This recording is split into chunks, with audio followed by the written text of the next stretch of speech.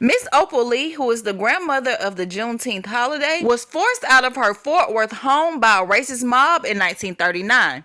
Well, she was recently gifted her same land back. More than 80 years have passed since a racist mob destroyed her home in Fort Worth, Texas. But the 97-year-old says she still remembers the white crowd that forced her family out of their home. She says, "Our parents worked real hard, and then they bought this house on Annie Street." She says her mom had the house fixed up so nice. But shortly after moving in, a crowd of white people began to gather, angry that a black family had purchased a house in the neighborhood. Would you believe that on the 19th of June, people started gathering?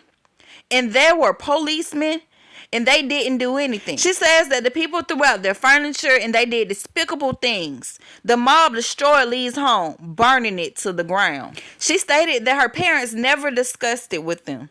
Not once. Lee said instead of holding on to feelings of animosity, she channeled her emotions into activism.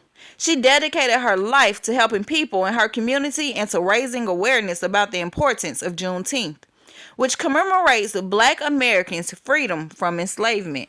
She then became known as the grandmother of Juneteenth.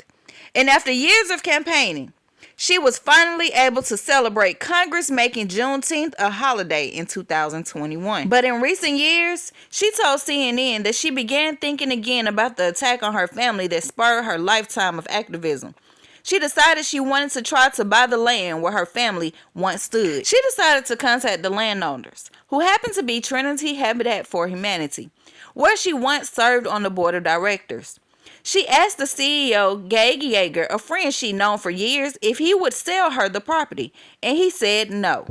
Yeager instead said that he's going to give the land to her. He brought the plans to her where Habitat planned to build a house for her. Yeager said that they concluded that with Opal's terrible story, the very best thing to do would be to give her that lot so that she can do whatever she wanted to do with it. And it doesn't right the wrong, but it does bring it full circle. And Miss Opal agrees. Trinity Habitat for Humanity broke ground on the land in October and has drafted renderings of Lee's future home. The organization is currently working with partners to raise money to build a house for Miss Opal.